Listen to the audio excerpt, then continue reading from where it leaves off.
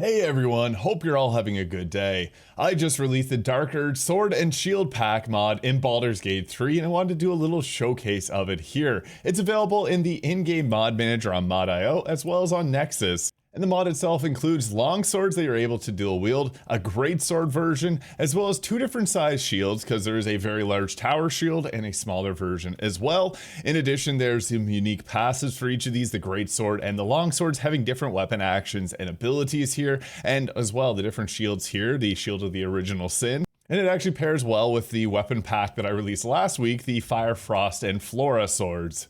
And I also made this meme because I was going a little bit crazy during the making of this mod. And yes, the Dark Urge does sleep with the Red Prince portrait. And here is the shield itself. Your character actually holds it well here, and I honestly love the design of this here alongside the sword. It matches perfectly. So the shield has two different sizes here, which you will summon in with the tutorial chest. So you got the medium sized shield or the large shield. So depending on the race and body type, I just thought having I like really large swords and shields. So I have a large sword here and a large shield. And here's what the medium shield looks like. Now, it was actually kind of difficult because with the large sword, I love it, but the human body type just holds swords a little bit weirdly, so there is a little bit of a clipping issue there, but you can see Dragonborns, Gith, Elves all hold the swords a little differently, so there wouldn't be much issues there. And here's what the great sword version looks like. Now, it ain't no guts great sword here, but I just love having large weapons, so I went with a larger model for this one, and the long sword, which is on Durge's back there, is using a smaller size. And for some added fun, you can add in the infused weapons that I added last week with the Fire, Frost, and Flora swords mod if you want to infuse the shield. So you can see there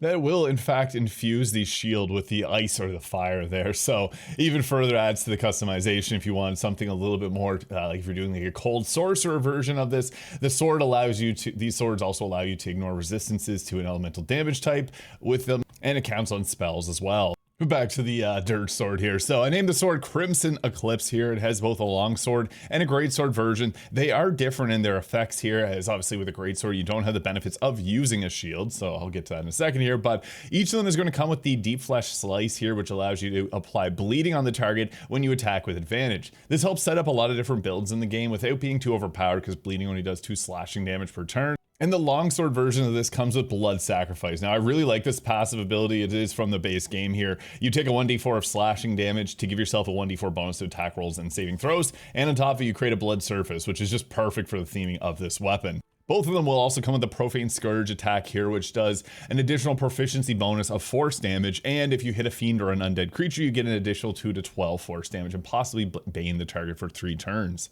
And I really wanted to keep both of these weapons as balanced as possible. They deal force damage, which obviously is a little bit better as it's less resisted, but there's actually a very lore appropriate counter to this in Act 3. So I just thought that that was a really nice touch. Plus red numbers, feels like it's blood damage, so fits the theming pretty well.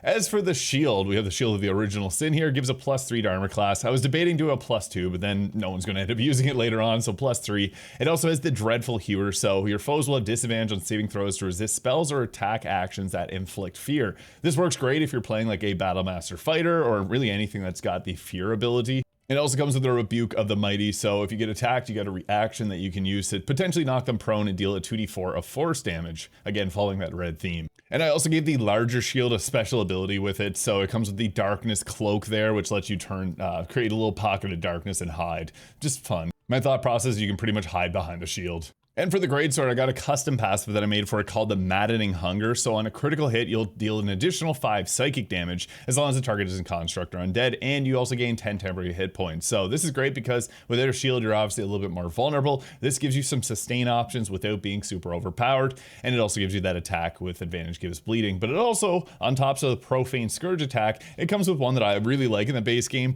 Poison Mist.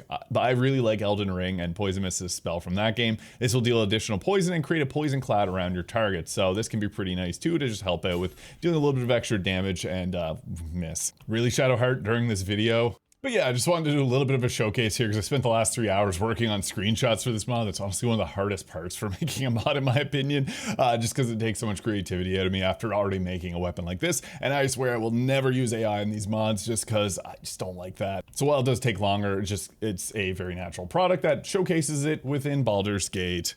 So yeah, please go download the mod, endorse it on Nexus or on Mod.io, and feel free to leave a comment as well. I'm trying to get some engagement here, get conversation going. As I do tune and fine tune my weapons based on people's feedback, I try to make these even better every single time. And I'm also working on my next subclass mod. I did do some pretty crazy stuff, which I have shared on my Patreon, which is free, and I will link that in the description as well. So yeah, just want to do a little showcase. Let me know your thoughts in the comments. Have yourself a great day, and we'll catch you in the next one.